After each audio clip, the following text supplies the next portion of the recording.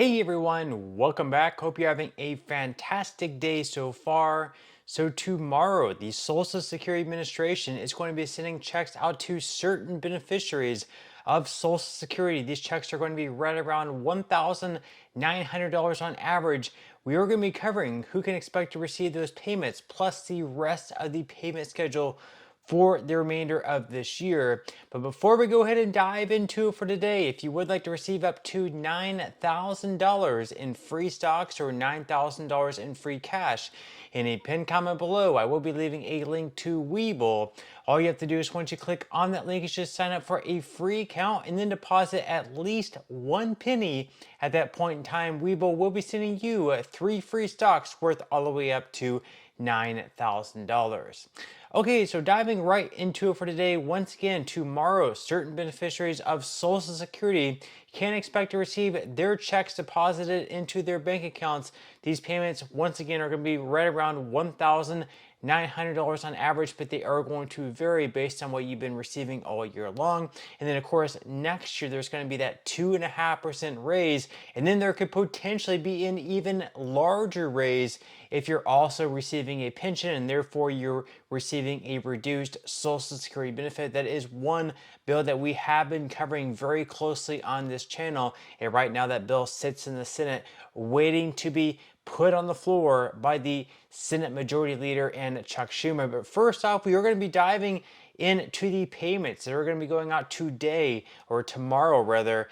This story is from the Washington Examiner. Second round of November payments worth $4,873 goes out in just one day. Now, $4,873 is going to be the maximum benefit. Once again, on average, these payments are right around $1,900. So they started out by saying that the second round of November's Social Security payments worth up to $4,873 for the highest income earners who retire at age 70 will go out in the second group of retirees in just one day. Here is everything you need to know about this month's Social Security payments. So first off, when does the check arrive? Social Security payments usually begin on the second Wednesday of every month, with the following waves going out in subsequent weeks. The timing of payments depends on which day of the month the beneficiary was born. So retirees born between the 1st and 10th of the month received their checks last week. That was back on the 12th of November. Beneficiaries born between the 11th and 20th of the month will receive their checks on November 20th, which is tomorrow. And then finally, those born on or after the 21st of the month will receive their payment next Wednesday on November 27th. So up on the screen, you will see the payment schedule. The bottom center there is November 2024. So once again, last Wednesday, those were the first round of checks sent out to retirees. Tomorrow is the second round sent out to retirees. And then finally on the 27th of November, those are going to be the next round of checks going out to those born between the 21st and 31st of any given month. And then finally, the last payments going out in November are going to be on November 29th. Those are going to be going to recipients of SSI, because typically SSI recipients would be receiving their payments on the 1st of every month. But since the 1st of the month of December actually falls on a Sunday, as once again you can see up there on the payment schedule on the screen, you're just going to be receiving that payment a little bit earlier. We also have payments going out in December on December 3rd. That's if you receive SSI and Social Security, or if you started receiving Social Security before May of 1997. Then we have payments going out on December 11th, December 18th, then December 24th instead of December 25th, because December 25th is a holiday. And then finally on December 31st, if you receive SSI benefits, you're going to be receiving your January 2025 payment just a little bit earlier, because January 1st is New Year's Day and a holiday. New Year's Eve is not recognized as a holiday, so you will be receiving your January 2025 payment a little bit earlier on December 31st, and that payment is also going to be a little bit larger. That's because it is going to factor in that 2.5% cost of living adjustment. Now, moving into some other Social Security news, of course, we had Martin O'Malley stepping down as the Social Security Administration Commissioner. So, according to the Federal News Network, Martin O'Malley, Commissioner of the Social Security Administration, will resign from his position at the end of this month. O'Malley announced his resignation Monday while sharing his plans to seek a nomination for chairman of the DNC. Not that it really matters anyways, because whenever Trump is inaugurated into office, O'Malley would be gone either way, and Trump would be replacing him with someone else. So basically, he's just stepping down a little bit earlier, perhaps to enjoy the holidays or whatever his reason might be. Now, of course, O'Malley, he tried to accomplish a lot whenever he was the commissioner of the Social Security Administration. For example, according to KFF Health News, nearly 8 months since he appeared before Congress and announced a series of policy changes, and with 2 months left in his term, O'Malley's efforts to fix the system has made inroads but remains a work in progress. For instance, one change, moving away from withholding 100% of people's monthly Social Security benefits to recover alleged overpayments, has been a major improvement, say advocates for beneficiaries. So this was a story that we covered a few months back where people were receiving these letters in the mail saying that they would no longer receive Social Security payments unless they paid back what they were overpaid. And some folks were actually overpaid by like $50,000, $60,000, even all the way up to $100,000. And they were given like 30 days to pay back all this money.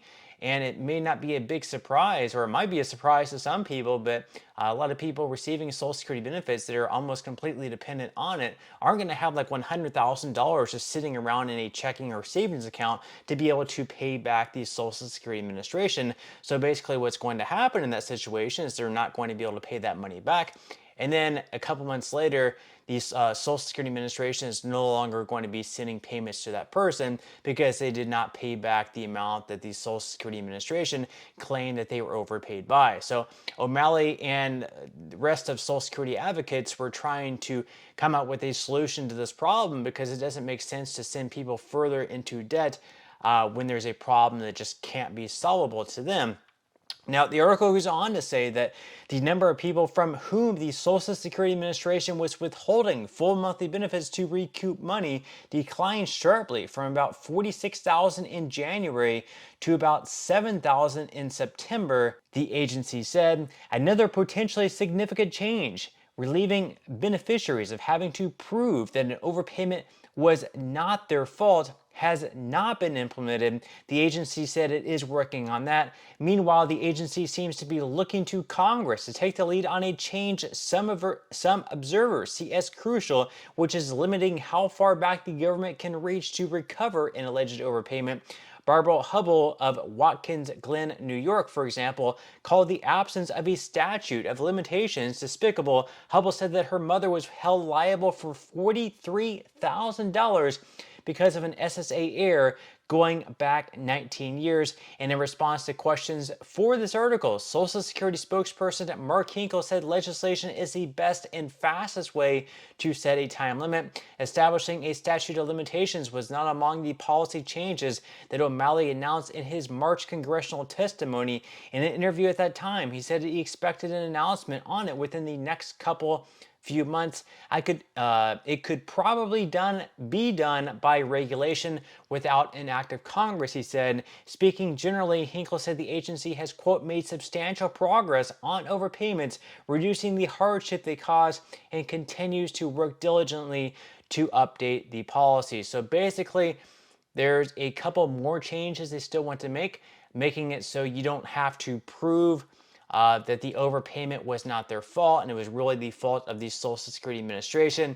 And then secondly, setting some sort of statute of limitations of how far they can go back.